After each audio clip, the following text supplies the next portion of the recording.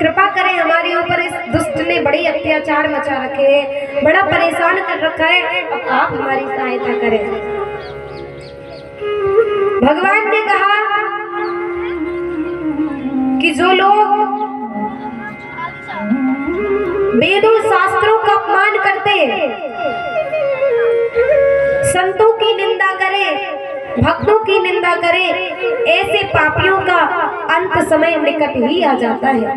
तो आप चिंता न करें, इस दुष्ट का अंत समय निकट आ गया है। जिस समय ये हिरण्यकश्यप तप करने के लिए गया था, तपस्या करने के लिए गया था, इसकी पत्नी कयाधु उस समय गर्भवती थी और इंद्र अपहरण करके ले जा रहे थे कयाधु का।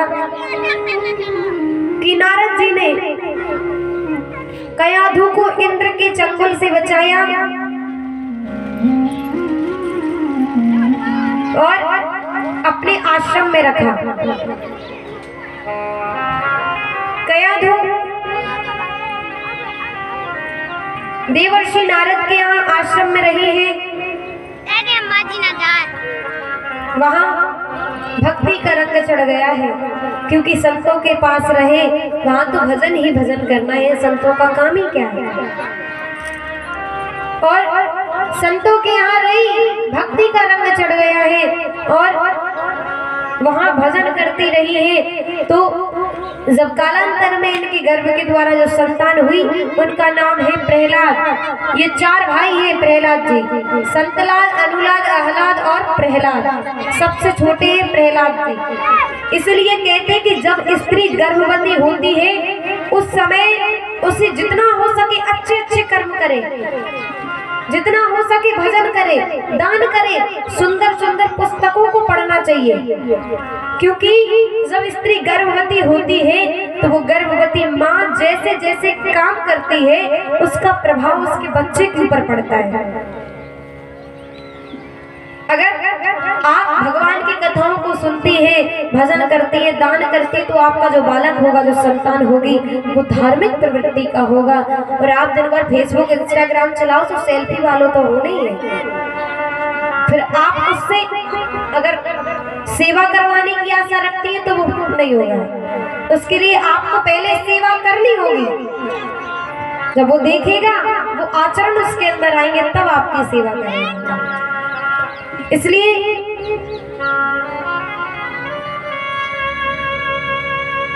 जिस समय गर्भवती होती है स्त्री, जितना हो सके सुंदर सुंदर पुस्तकों को पढ़ना चाहिए, भगवान की छवि निहारे, उनका भजन पूजन करें, कथाओं को सुने, भजनों को सुने, सत्संग करें, दान करें, भक्ति करें, सुंदर सुंदर कर्म करें, ताकि आपके जो होने वाली संतान है वो धार्मिक प्रवृत्ति की हो। प्रहलाद जी का जन्म हुआ। प्रहलाद जी को जन्म से ही एक रोग लगा हुआ है। कौन सा रोग? रोग भी कई प्रकार के होते हैं। बीमारी का रोग, कई किसी को लग जाता है, प्रेम रोग, कई प्रकार के हैं। लेकिन इन्हें भी एक रोग लगा है। कौन सा रोग? इन्हें लगा है नारायण की भक्ति का रोग।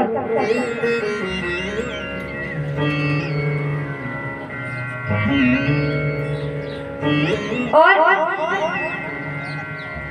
जो रोग लगा हुआ है,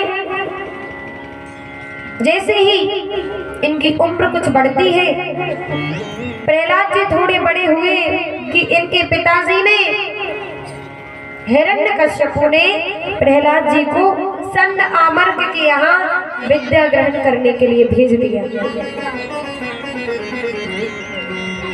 विद्या ग्रहण करने जाते हैं, वहाँ उनके यहाँ रहते हैं। कुछ दिन तक आश्रम में रहे गुरुजी के यहाँ। प्रहलाद जी ने सोचा कि अब तो बहुत दिन हो गए हैं, हम अपने बेटे से मिले नहीं हैं, क्यों ना ऐसा करें कि अपने बेटे से मिल करके आए।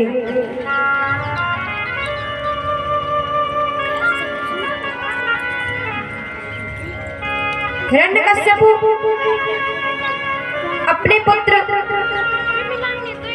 प्रहलाद से मिलने के लिए जाता है। गए, बुलाया, बेटा प्रहलाद आओ तो जरा।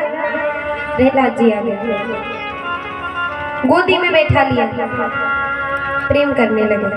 अच्छा बेटा एक बात बताओ, क्या पिताजी तुम इतने दिन से गुरुजी के यहाँ पर हो, पढ़ रहे हो, आपने तो बहुत कुछ सीख लिया होगा अभी तक। हाँ हाँ पिताजी क्यों नहीं। अच्छा बेटा प्रहलाद तो हमें एक बात बताओ। बोले क्या? बोले अभी तक तुम जो गुरुजी के यहाँ रहे हो, जो भी पढ़ा हो, उस पढ़ाई में से जो तुम्हें जो बात सबसे ज्यादा समझ में आई हो, जो बात तुम्हें सबसे ज्यादा अच्छी लगी हो, जो पढ़ाई सबसे ज्यादा समझ में आई हो, वो हमें बताना तो जरा। क्या सीखा है तुमने बेटा? जब कहा तो पिताजी बताएं हमने क्या सीखा। बताओ बेटा। पिताजी हमने सीखा है कि जो संसार है ना, जो लोग संसार के काम धंधों में उलझे हुए हैं, जिन्हें भगवान का स्मरण नहीं है, जो भगवान की भक्ति नहीं करते हैं, ऐसे पापियों की दुर्गति होना सुनिश्चित है। और पिताजी जो लोग संसार में रहते हुए अपने कर्तव्य को नहीं भूलते हैं, भगवान का भजन करना नहीं भूलते हैं, जो भगवान की भक्ति करते हैं संसार का परित्याग करके, ऐसे भक्तों की तो सदगति होनी भी सुनिश्चित है। बोले पिताजी सुने, दुनिया छोड़ी, दौलत छोड़ी, सारा खजाना छोड़ दिया, और दिल के दरवाजे पर जब से नाम लिखा गिरधर का, मुसीबतों ने आना छोड़ दिया, मुसीबतों ने आना छोड़ दिया। जैसे ही सुना प्रहलाद जी ने कहा कि कल्याण नारायण की भक्ति में ही है, सुना तो जो गोदी में लिए थे प्रहलाद जी को गोदी से नीचे गिरा दिया। अरे बालक तू ये क्या सीख रहे हैं? तुझे मैंने यही सीखने के लिए भेजा था। फिर याद आया, अरे मेरा बालक जो है वो तो छोटा सा है, उसे जैसा सिखाया जाएगा वो वैसा सीखेगा, इसमें बच्चे की गलती नहीं है। बेटा प्रहलाद। हाँ पिताजी। बोले ऐसा करो, अपने गुरुजी को तो बुला करके ला जरा।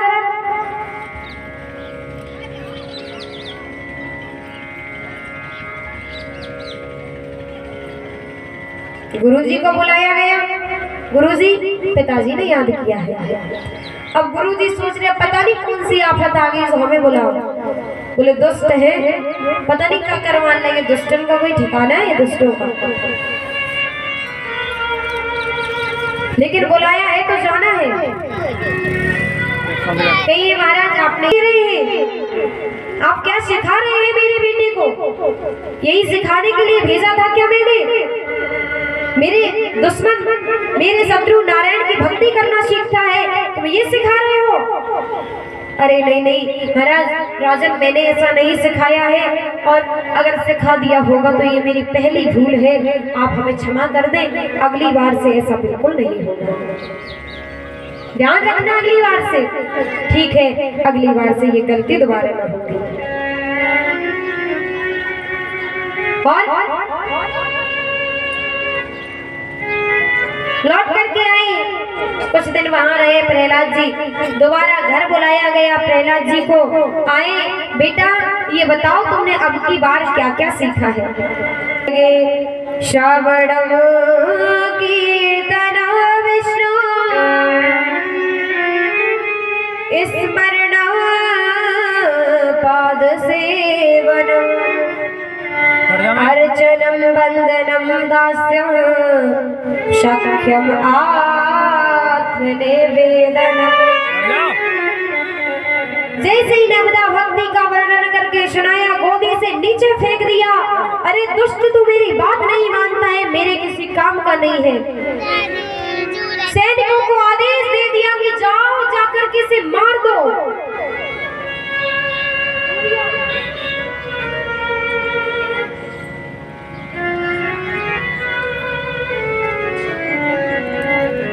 जब आदेश दिया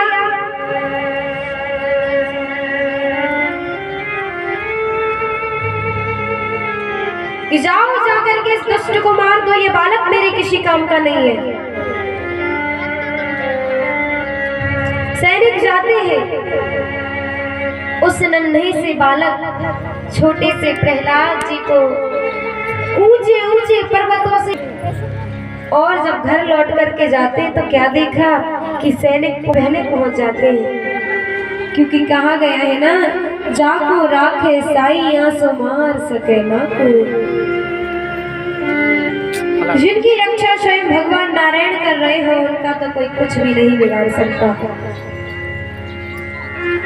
और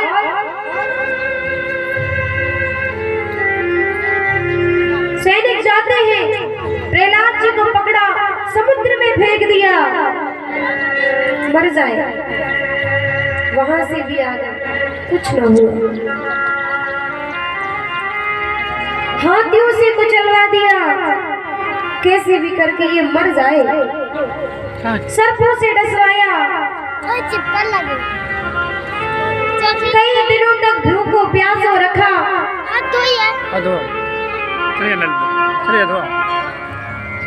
लेकिन प्रहलाद जी का कुछ न बिगाड़ पाए। गर्भ खंभे से आलिंगन कराया। प्रहलाद जी के मन में कोई डर नहीं है, लाल खंभा रखा है, कह दिया इससे लिपट जा। मन में कोई भय नहीं है, खंभे से लिपट जाते लेकिन कुछ नहीं बिगड़ता, उनका बाल बांका भी नहीं होता। अब तो हिरण्यकश्यप बड़ा परेशान हो गया। क्यों? बोले ये जो मेरा बालक है प्रहलाद, ना तो ये मेरी बात मानता है, ना तो ये नारायण की भक्ति करना छोड़ता है, और ना ही ये मरता है। अब करे तो करे क्या, मन में कुछ समझ नहीं आता। या तो ये मर जाए, या तो ये नारायण की भक्ति करना छोड़ दे, एक तो कुछ हो जाए। बड़ा परेशान। लेकिन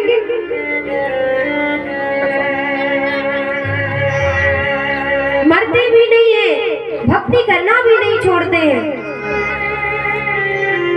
हिरण्यकश्यप की बहन होलिका आई, भैया आप मुझे दुखी लग रहे हैं, क्या बात है?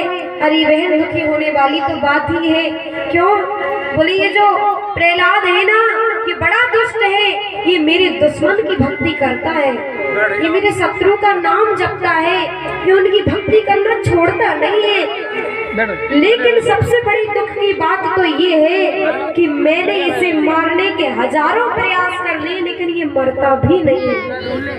बड़े परेशान, क्या करें, मर ही नहीं रहा है ये तो।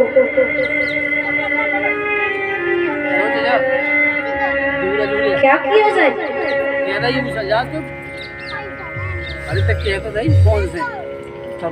होलिका ने कहा भैया चिंता करने की आवश्यकता नहीं है, मैं हूं ना, कुछ नहीं होगा।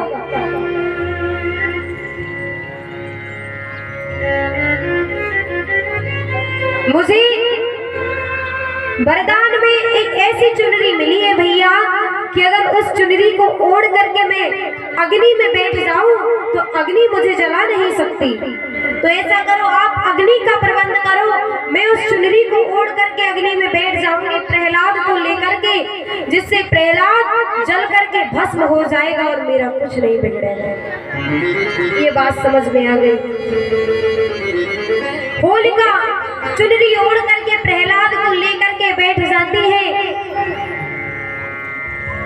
बैठी, भैया आग लगाई जाए, और जैसे ही आग लगाई तो भगवान की ऐसी कृपा, इतनी जोरों का तूफान आया, ऐसा तूफान आया कि जो चुनरी होलिका ने ओढ़ रखी थी, चुनरी उसके ऊपर से उड़ करके प्रहलाद के ऊपर लिपट जाती है, और अग्नि के कारण होलिका जलने लगती है, चिल्लाने लगी बचाओ बचाओ, लेकिन कोई न बचा पाया, और उस अग्नि में होलिका जल करके भस्म हो जाती है। प्रहलाद हंसते खेलते बाहर आ जाते हैं। अब तो और परेशान, इस दुष्ट के चक्कर में मेरी बहन मर गई, लेकिन इसका कुछ नहीं बिगड़ता है, क्या किया जाए?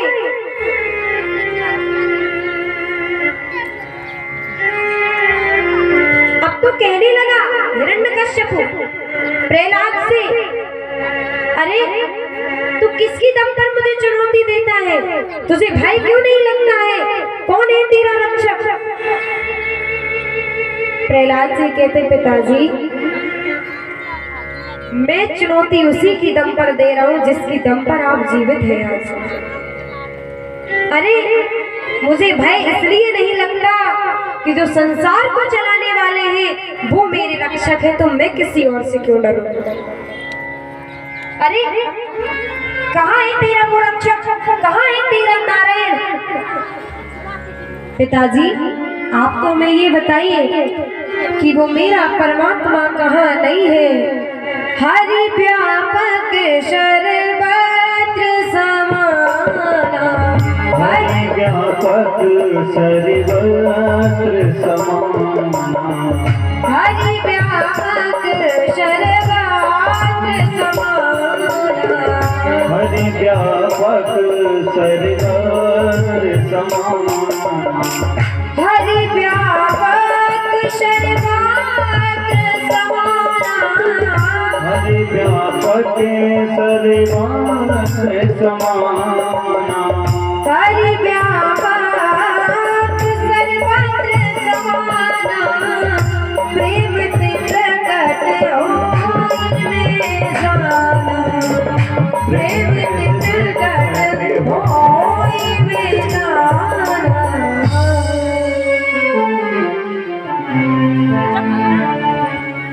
अरे पिताजी आप तो मुझे ये बताइए कि मेरा नारायण कहाँ नहीं है? वो तो कण कण में विराजमान। अच्छा तेरा नारायण कण कण में, तो मुझे क्यों नहीं दिखता है? बोले इसलिए नहीं दिखता है पिताजी, तुम्हारी आंखों में है ना मुंह का मोतिया बिंद हो गया, इसलिए नहीं दिखता। अरे भक्ति का चश्मा लगा करके एक बार देखे तो मेरा नारायण तुम्हें हर जगह दिखेगा, जहां देखोगे वहां मेरा नारायण नजर आएगा। अच्छा हाँ, अगर तेरा नारायण हर जगह है तो क्या इस खंबे में तेरा नारायण है? बोले पिताजी जब वो कण कण में है तो इस खंबे में भी अवश्य होगा, मुझे विश्वास है। अच्छा तेरा नारायण अगर इस खंबे में मैं अभी तुझे दंड देता हूँ, अगर वो है तो आकर के तुझे बचाने आ जाए। बोले पिताजी अगर वो है तो मुझे बचाने भी जरूर आएंगे, मुझे ये विश्वास है। और जैसे ही हिरण्यकश्यपु ने प्रहलाद जी के ऊपर प्रहार करना चाहा, नरसिंह भगवान खंबे को फाड़ते हुए प्रकट हो गए और नरसिंह भगवान की बड़ी जोर जोर से दहाड़े जा रहे हैं। बड़े क्रोध में है नरसिंह भगवान, और पकड़ा हिरण्यकश्यपु को, पकड़ करके गोदी में बैठा लिया, गोदी में लिटा लिया। हिरण्यकश्यपु कहता कि आपने पकड़ तो लिया है, हमें मार नहीं पाओगे क्यों? बोले हमें वरदान मिले हैं। क्या? बोले ना तो मैं ऊपर मरूंगा ना नीचे। अरे दुष्ट एक बार देख तो सही, ना तो तू ऊपर है ना नीचे, तू तो बीच में मेरी गोदी में लेटा है। और वरदान है क्या? बोले ना अंदर मरूं ना बाहर मरूं। गोदी में लेकर के बीच दहली पर पहुंच गए। बोले अब देख ले, ना तो तू अंदर है ना बाहर है, बीच दहली पर है, अब बता क्या वरदान है? बोले ना अस्त्र से मरूं ना शस्त्र से मरूं। बोले तुझे मारने के लिए अस्त्र शस्त्र की तो जरूरत ही नहीं है, तुझे मारने के लिए मेरे ये लंबे लंबे नाखून काफी है। अच्छा हाँ। बोले ब्रह्मा जी की बनाई हुई सृष्टि में मैं किसी से ना मरूं। अरे दुष्ट तुझे ये नहीं पता मूर्ख कि मैं ब्रह्मा जी की सृष्टि में बनाया गया नहीं हूँ। अरे ब्रह्मा जी ने मुझे नहीं बनाया है, बल्कि मैंने ब्रह्मा जी को बनाया है। अब बता क्या वरदान रह गए हैं तेरे? बोले अभी और है। क्या? बोले इन 12 महीनों में किसी महीने में ना मरूं। बोले अरे मूर्ख, तेरे लिए मैंने स्पेशल 13वां महीना बनाया है, जो अधिक मास जिसे हम कहते हैं। अब बताओ क्या वरदान रह गए हैं? ब्रह्मा जी ने जो जो वरदान दिए थे सभी वरदानों को पूरा किया, और आज नरसिंह भगवान ने हिरण्यकश्यपु के हृदय को बीच से फाड़ दिया, विदीर्ण कर दिया, उसकी आंतों को अपने गले में डाल दिया। बोले अंतमाली भगवान की। भगवान बहुत क्रोध में है। इनके क्रोध को शांत कैसे किया जाए?